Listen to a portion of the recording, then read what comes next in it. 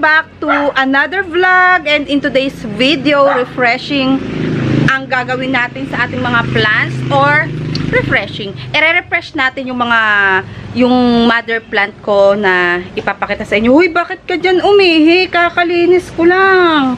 Si Cookies naman. Ipuputol-putulin ko yung ating ano dito. Ito yung ating first ever propagate ng Paraiso Verde. Kung mapapansin nyo, putol-putol yan. Umihi si Cookies, oh. Loko talaga to. Ayan, putol-putol. Kasi every time na magdidilig kami, or kahit di nagdidilig, lagi siyang umaano sa kanyang pot. Lagi siyang natutumba. Nakalagay dun sa taas. Tingnan nyo naman. Putol na. Pero matibay itong ating mga Paraiso Verde na to. Yung iba, hindi ko alam kung nasan yung iba. And hindi ko rin alam kung ano to, guys. Kung dahon ba siya or parang bulaklak. Ayan o, naputulan ko na to kasi may binigyan ako. Tignan nyo naman. Nung naputulan ko, ito na yung tumubo. Ayan. And itong aking first ever na pinropagate na Paraiso Verde, yung mga kasama niya is okay. Siguro dun sa area na pinaglagyan ko sa kanya, hindi ganong maano yung araw. Masikat ang araw kasi isa pa to, si Koto naman kakalinis ko lang. Etong isa naman, eto second batch na to. Ayan, eto maganda to, second batch ng Paraiso Verde. Yun nga lang, eto yung sinasabi ko sa inyo na maganda, oh. Yan, ganda. Gusto ko sana sa mga Paraiso Verde ko ganyan And eto nga lang, kinain siya ng snail. 'Di ba mapapansin nyo before, dito siya nakalagay. Yan, dito sa pinaglalagyan niya na yan, may snail, and hindi ko siya natitignan, na-check madalas. May grass carpet kasi dito. Uy, tingnan nyo yung begonia ko. Nalulungkot. Nalulungkot yung isang begonia ko. Bakit? Matigas naman. Yan. Yun nga, hindi ko siya napapansin dito kasi bihira akong pumunta sa area na to, guys. Pero ngayon, tinatambayan ko na to kasi dito palagi ko nakikita yung aking bebe. Ayan, si Cookies. Yan yung tambayan niya. So, meron ako dito ang cotton buds and alcohol kasi may tinanggal ako na, ano ba tawag doon? Para siya millibags. So, kinutkot ko ng cotton buds. So, ayun nga. Ay, inilipat ko rin pala dito, guys, yung ating hoya. Ayan, oh. Tcharan! Tapos, etong ating variegated na money tree na to, inilipat ko dito, plus pinutol ko yung dalawa. Kasi sobrang taas. So, gusto ko, pag magre-refresh din sila ng bagong dahon, sa baba lang. Dito sila tutubuan sa mga nodes na to. Yung makikita nyo ng mga nodes na yan. Di ko napapakialaman yung nodes ng ating money tree na variegated. Pero yung iba tinutusok yan Yan, yung mga bukol-bukol na yan para lumabas yung dahon. Lalabas naman yan. Katagalan. Tapos, ibinaba ko lang tong ating silver dollar na napakalago na. Yan, oh. Napakalago. Puputulin ko pala to. Kasi tuyo na to yung area na to. Tingnan natin. Tuyo na. Dito sa riwa pa to, oh. Yan, sariwa pa. Dumidikit din to sa sa bubong. Kaya ibinaba ko na dito. Doon kasi siya nakapwesto dati, dyan. Kasamang ganda nito. Isa sa pinakamatagal kong cactus to. Nung nag-start ako, sa 10 cactus, ito lang yung itinira ko. Before pa, yung unang-una, hindi pa ako nagba-vlog. Binili ko yan sa malapit dito sa amin, 25 pesos. Isang ganito lang siya, oh. Ayan. Tapos, every time na ililipat ko siya ng pwesto, nagbabago siya or nag-a-adjust. Kung mapapansin nyo, parang iba-iba yung color nila. Kasi every time na nililipat ko sila ng pwesto, nag-i-stop yung paglaki niya, and then after a month, is nagaganyan na ulit. So, eto yung ating bida for today. At, hindi ko na to iintayin kasi medyo matagal pa to. Yan. I-chop-chop ko lang yan. Kasi sobrang laglag na to sa pataya. Tingnan nyo, oh. Root bound na din to. Pero before that, may ipapakita ko sa inyo. Alam nyo ba, guys, kanina habang kinukuha ko yon, sabi ko, bakit iisa na lang yung nakikita kong Paraiso Verde dito or dalawa? Yung pala magkahiwalay. And then, sabi ko, yung isa, i-refresh ko din yung dahon. Yung ating glorious. Pero tingnan nyo naman yung nangyari. Hindi natin siya makukuha kasi nasa kabilang bahay na siya tumubo. Uy, sarap ng hangin, no? Nakikita nyo yung malaking yon? Nasa labas na siya, guys, ng ating garden. So, hindi na natin siya makukuha.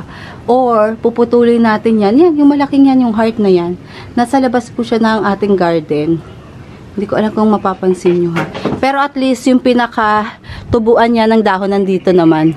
Ayan, tatanggalin ko siya kasi hindi siya maganda dyan. Plus, naano siya, yung nalulukot yung dahon niya. Kasi, dinadaanan siguro to ng pusa. Tapos, ito rin, si Paraiso Verde, bala ko rin siyang i-refresh or bebenta ko yan. Tapos, pipili ako ng maliit. Yun yung iniisip ko. Tapos, yung ating Chia Pense na variegated, nag-revert na siya talaga into green. Tapos, ito yung isa sa favorite ko din, si Ataba Poense. Ang ganda-ganda niya, ang Laguna. Ayan. Kaya lang guys, medyo bumagal yung paglaki nila kasi hindi ko sila inaalagaan sa dilig. Yes. Hindi ko sila, bakit? Kasi, umuulan nung nakaraan. Tapos, akala ko na naaanggihan din sila. Yes, naaanggihan sila pero hindi siguro sapat. Pero carry lang naman kahit na mabagal yung paglaki nila. Ayan o.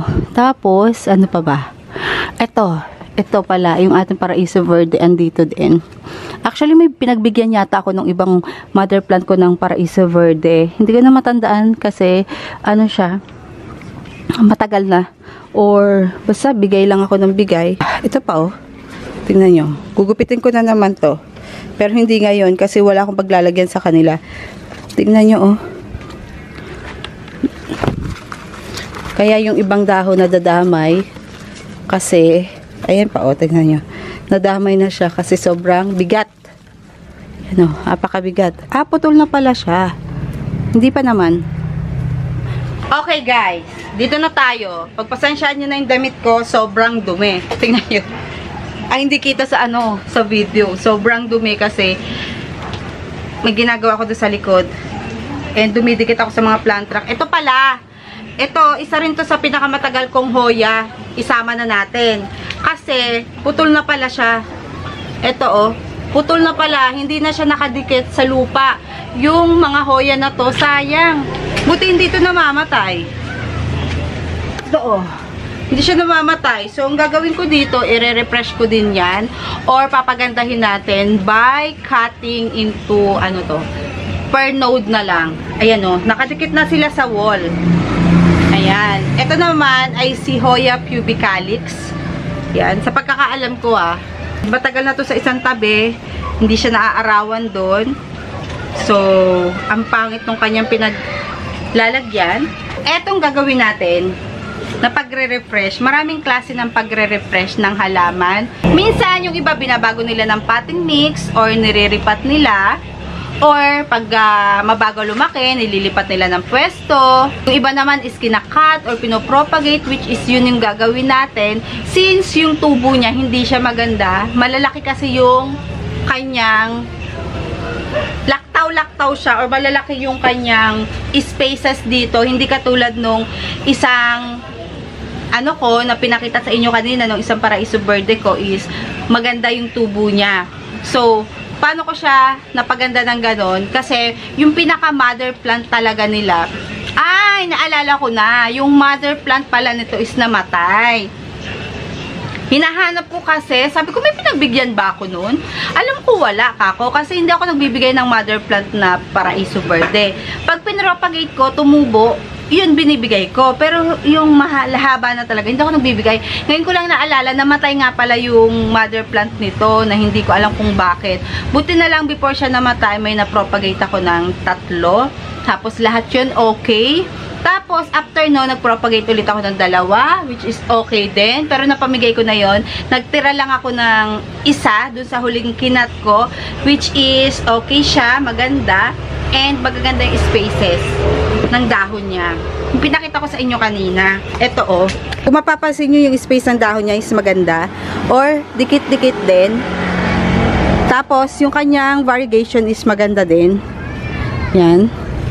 Ito sana yung papamigay ko. Kasi yung kanyang dahon is putol. Putol. Pero siya, nabuhay. Ito hindi siya namatay. Ito yung pinakaluma na kasi yung naputol na dahon, I think, inalis ko na. Hindi ko na matandaan pero Alam ko pinutol ko na eh. Or kusa siyang nalaglag. So, ang ganda sana nito. Tingnan nyo. Snail ang kumain dyan kasi nakita ko nung naglilipat ako ng halaman is may nakadikit sa kanya snail. Tingnan nyo, oh. Snail yan. Basta ganito. Oh, see? Ito pa, oh. Yan. Ngayon, nilagyan ko sila ng mga pang-kill, pang-patay ng snail. Yan, nilagyan ko sila dyan. Lahat yan, nilagyan ko. And nilagyan ko siya ng halaman dito sa area na to kasi sayang yung hangin. Maganda. Tapos, ito yung ginagamit ko. Sure shot, may nagsuggest lang din sa akin ito. Patay talaga. Ayun nga lang, pag kakalimutan ko silang lagyan, example, 1 month, wala nang nakalagay dyan. Yung mga bagong snail pumupunta dito. Yung mga baby na maliliit na eh. Kaya lang pag di mo agad nakita, talagang mabubwisit ka, madami ring nakakain eh. At tulad ng uod, ayan o. Ito ang ganda rin ng dahon niya. Ang bango ng ano nito. Ang bango ng pagkakat. Kasi literal na yung, alam mo yun, pag naglalakad ka sa bukid, tapos may sumasagi-sagi sa paa mo or sa binti mo na mga damo-damo, ganun yung amoy niya. Hindi matapang yung amoy niya. Para siyang lemon na parang amoy bukid. Ano ba yung amoy ng bukid? Basta parang amoy bukid.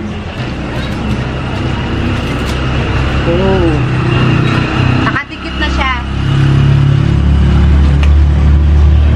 At mabilis lumaki yung ating mga paraiso verde. Putulin muna natin yung aerial roots. Oops. Ito yung pinagputulan ko before sa kanya. Tapos may mga tumubo na ulit.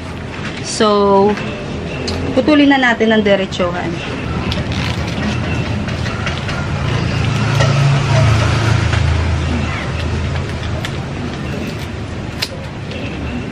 Hindi mapurol ang gunting ko.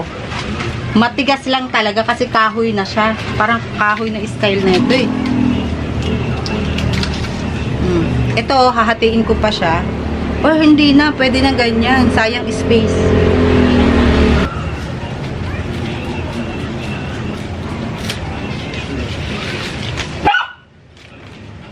Lagi na lang galit si Cotton. Lagi mo na lang inaaway si lolo mo, ha? Grabe, tigas. Nahabol ni Cotton si lolo niya. Ikaw talaga.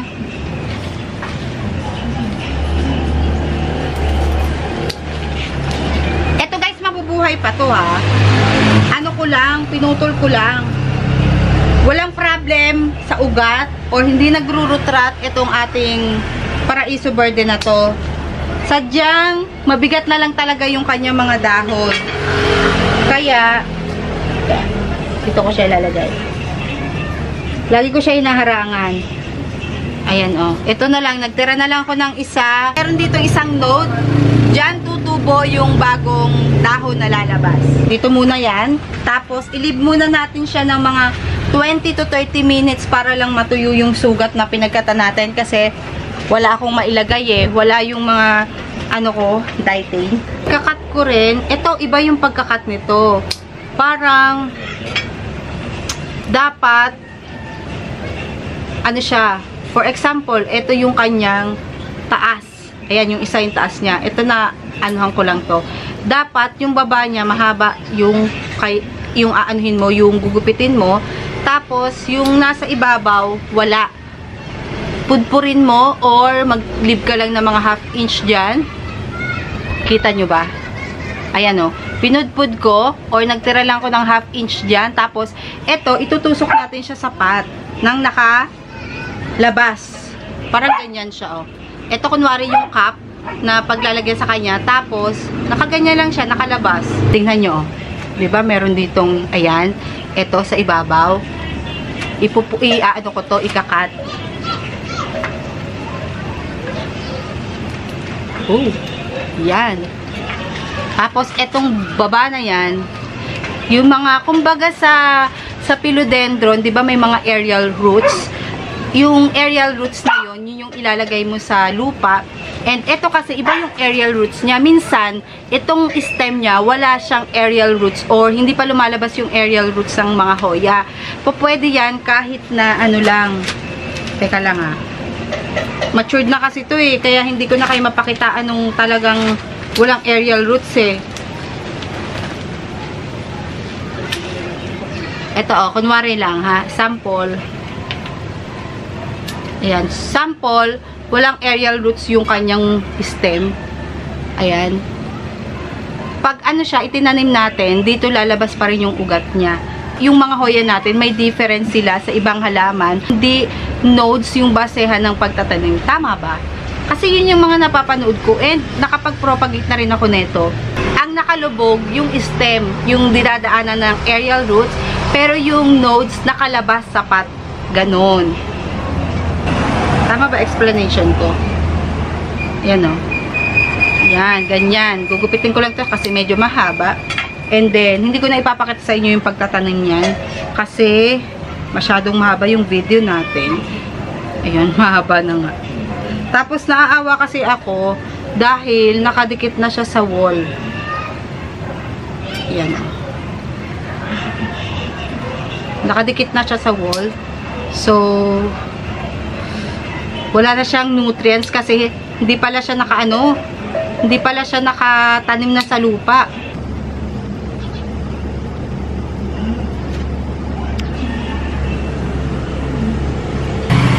So, eto na guys ang ating mga ginawa ngayong araw na ito. Hindi ko na pinakita sa inyo kasi nagtanim lang naman ako.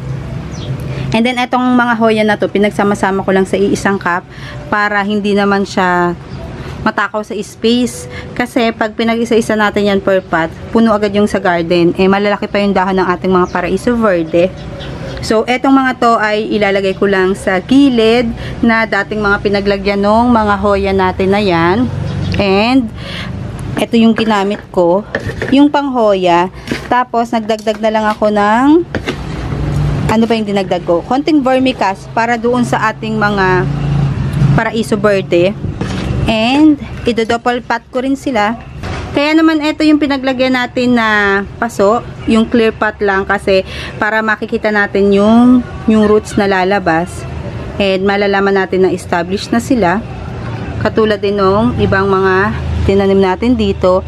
Ayan, ginabi na tayo guys kasi inano ko pa sila, inner dry ko muna sila ng at least 1 hour. So ayan na siya. Normal lang yan na lupaypay ang dahon ng ating mga ganito kasi bali-balikwas yung tubo niya. So parang lantang-lanta pero hindi siya lanta guys Ayan, mababait yung ating mga Paraiso Verde. Dito napakadami nating 9 yata to. 2, 4, 6, 7, 8 pala. 2, 4, 6, 8. Yan, 8 yung ating iniripat plus yung pinagpugutan natin na yan. So, dito ko na i-end ang ating vlog at sana nagustuhan nyo ang video to. Magmamalengke pa tayo at magluluto tayo ng dinner. So, see you on our next video. Bye!